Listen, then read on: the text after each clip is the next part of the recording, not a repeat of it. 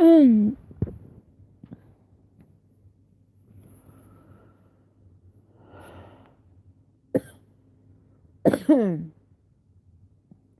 most people in the weeks after the women awoke, the world seemed a bit like some dismal thrift store board game, and there were pieces missing, not necessarily the important pieces, but definitely some you'd like to have had.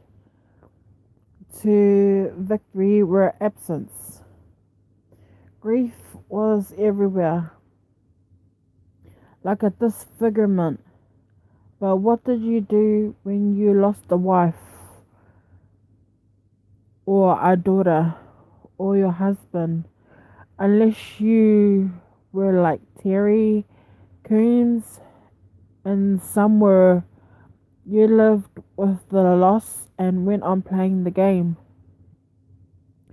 Pudge Maroon, bartender and owner of the Squeak, had lost a piece of himself and learned to live with it. His right thumb now ended below the knuckle. It looked it took him a while to lose the habit of reaching for beer taps with that hand, but he made then he received an offer for the building from a guy who wanted to open a TGI Fridays franchise.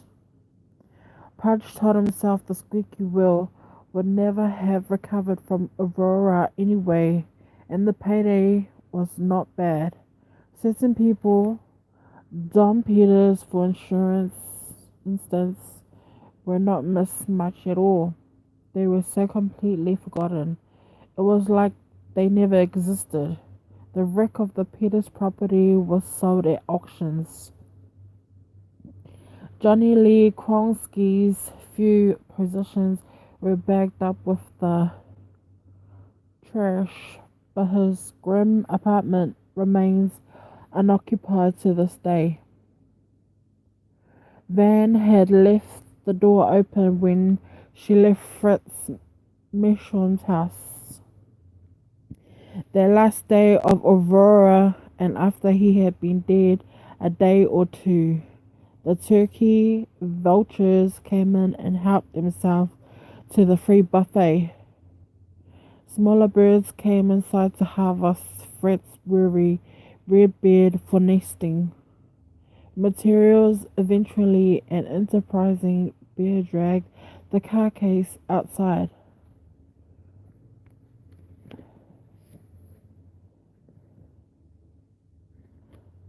In time, insects polished his skeleton clean and the sun bleached his overalls white. Nature made use of him, and this was her way. Managed to make something beautiful, a bone sculpture. When Magda Dubsek learned what had happened to Anton, the blood on her bedroom carpet told most of the story. She bitterly regretted her vote to come back. What a mistake I have made, she said to herself too many times to count over too many rums and cokes to count to Magda. Her Anton wasn't a piece or two pieces or three pieces to her. He was the whole game. Blanche McIntyre tried to get Magda involved in volunteering. There were so many children who had lost a parent and needed help, and she invited her to join the book club, but Magda wasn't interested. There is no happy ending for me here, she said on long sleepless nights. She drank and watched Boardwalk Empire. When she finished that one, she moved on to The Sopranos. She filled the empty hours with stories of mean men doing mean things. For Blank, there was a happy ending.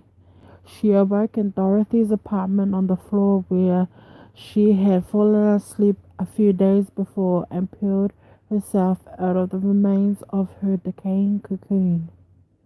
Her friends were there too, likewise coming around and tearing themselves free.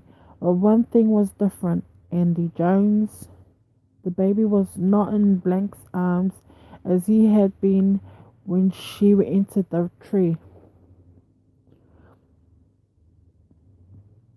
He was asleep in a crude crib made of woven twigs on the floor nearby. Holy shit, Dorothy said. The kid? Yippee! Blank took it as a sign. Tiffany Jones Daycare was built on the site of a home that had burned down during Aurora. The project was finally from Blank's retirement fund and from that of her new boyfriend, which in Willie Burke's case had been occurring without interest in the lining of his yellow mattress since 1973, and from many community donations in the wake of Aurora. It seemed that many more people were charitably inclined than had previously been the case, and the Norcross family was particularly generous in spite of their difficulties. On the sign outside below Tiffany's name was a picture of a crib made of woven twigs. Blank and her staff accepted any child between the ages of 1 month and 4 years, regardless of the parents' ability to pay. After Aurora, it was small community operations like Blank's, in large part funded and staffed by men, that began the movement that led to the establishment of a universal childcare program. Many men seemed to understand that a rebellion was necessary. They had, after all, been warned.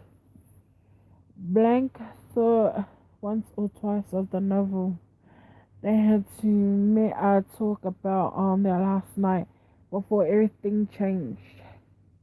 The story of a girl who told a lie that changed many lives. Blank often considered the penance that weighed so heavily on that girl's life. She, Blank, did not feel that she owed any such penance. She was a decent person, had been a decent person all along, a hard worker and a good friend. She always been good to the inmates of the prison. The daycare was not about atonement. It was about decency. It was natural, obvious, and essential. If the ball game was missing pieces, it was sometimes, often even, possible to make new ones. Blank had met Willie when we showed up at the door of the daycare, then still undergoing renovations with the weight of $50 bills. What's this now? She asked. Monsieur, he said, except it wasn't mere money, wasn't enough. If he wanted to share, he would have to do his share.